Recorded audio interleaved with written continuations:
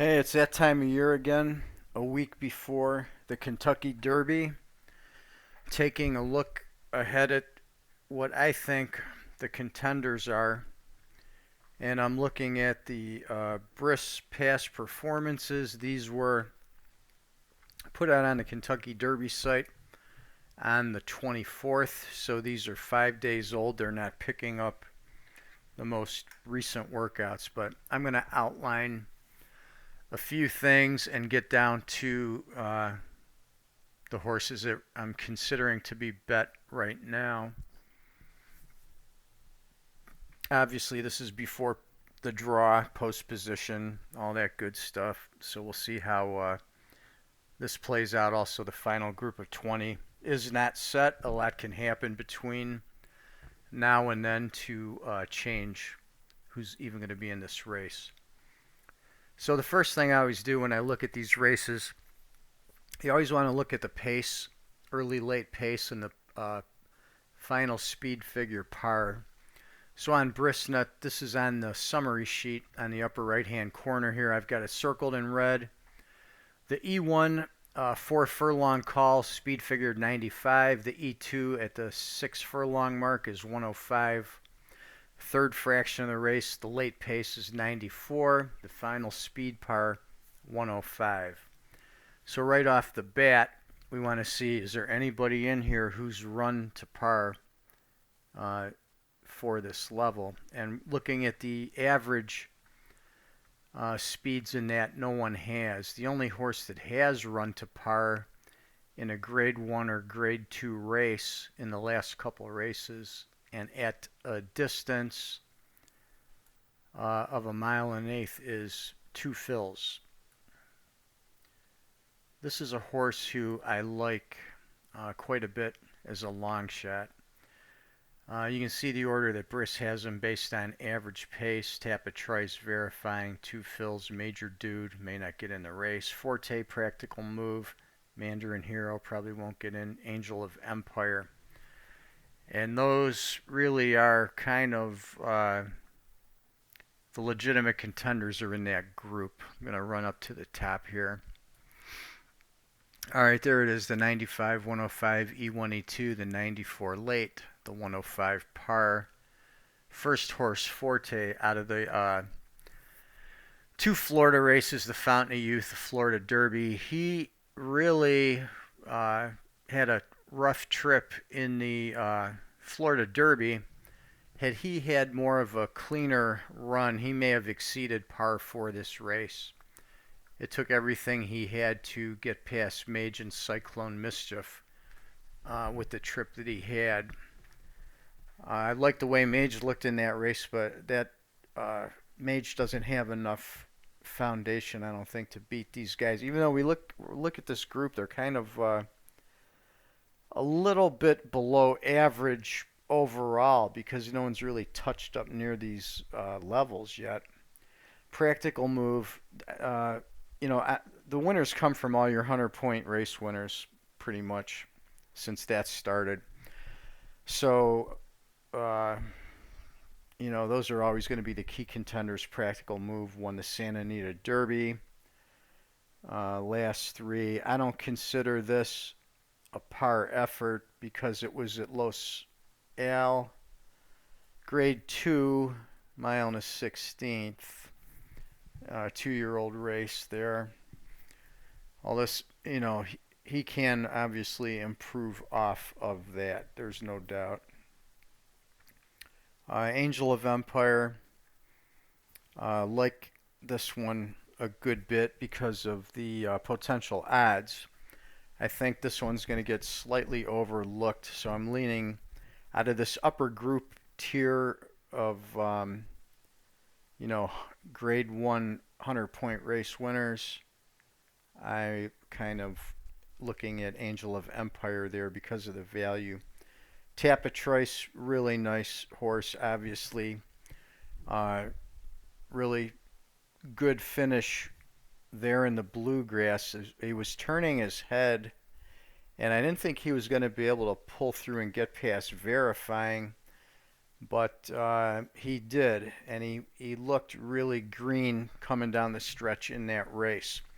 I don't like him because of the running style. I think he's going to have a lot to overcome in this race because he's going to be far back and he's going to have to work out the perfect trip to win. And that's not all that likely coming there. Okay, two fills. I really like this guy because we're looking at like 20 to 1. The only one that's run over par, and it was in the Jeff Ruby Stakes on synthetic. So, people are downgrading him because of that effort. But in this race, beating Major Dude, he looked like a real powerhouse coming around the turn and coming home. And again, the only par plus runner. If you want to make a comparison, his sire is Hard Spun. Remember Hard Spun? Hard Spun almost wired the Derby field, and he came out of this race. At the time, it was not called the Jeff Ruby. It was something else at Turfway. I forget what it was called at the time. Anyway, it's the same prep. This horse is a horse that's really improving and made a huge move forward and can stay there or move up again, or he's going to bounce when he hits the dirt. He's got two races at Churchill. He won the Street Sense Grade 3 right here at Churchill. Pretty good number. And that was his last 2-year-old race last October. But this is a horse who is going to be probably around 20 to 1. And at that price, I'm going to take the chance that he's moving forward. I don't like the Wood Memorial. I don't like anybody out of there. It's just the Wood Memorial has not been good. Derma Gaki. This is the Japanese horse who looks much better of the two that are likely to be in here. This guy is going to get bet, and he's a threat to win. The Japanese horses have been doing well shipping, doing well in Maidan, doing well here. Kingsbarns. This horse should be part of the pace, but when you look at this horse's pace figures on the lead, they're just not that impressive considering what it takes in this race, the 95-105. You do a 94-90, ain't going to get it. I'm not going to look at this maiden race in the one-turn race at Gulfstream. That's just not going to count. What this horse has done in these route races on 2 turns, yeah, not that great.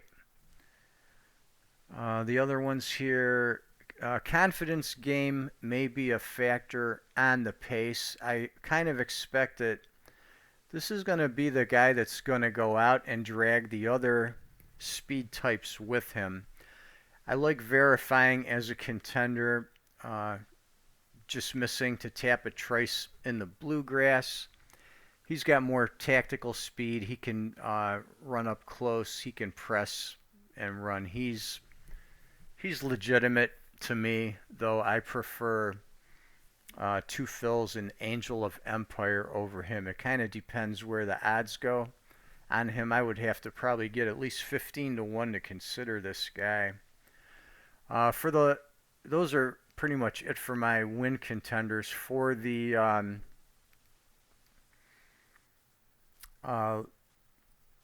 second, third place finisher types, that generally these late pace horses who have these good late numbers are going to get into that, and that's going to be somebody like Skinner with this 104, 107. If he gets in, who else are we looking at here? Reincarnate could be involved in the pace.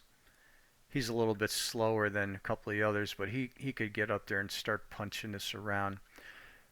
Disarm is a horse who has continually improved moving forward, and he's got that type of late pace ability that can get him up into the exotics.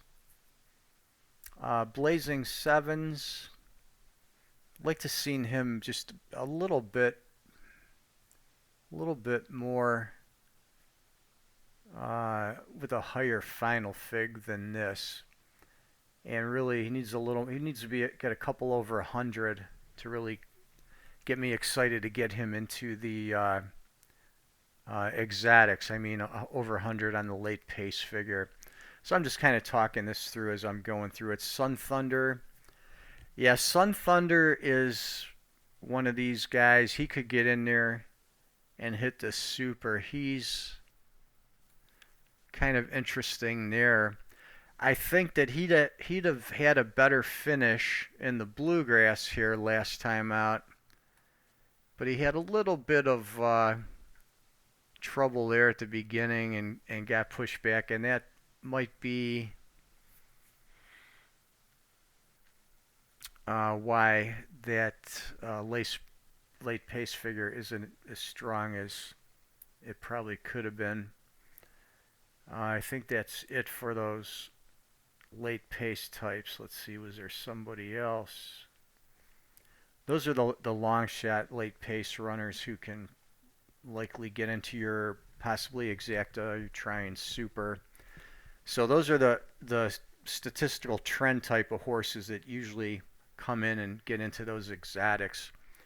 So yeah, I mean, Forte, Practical Move, Angel of Empire, Tapit Trice, and Derma Soto Gaki are probably your primary win contenders. I like Angel of Empire out of that group. I like possibly verifying, and definitely two fills around 20 to 1. Two fills could be the big surprise horse in here. So that's kind of the way I'm going. I will be looking to use possibly Sun Thunder, Disarm, Skinner as those late pace underneath horses who should beef up the odds as we hit this race.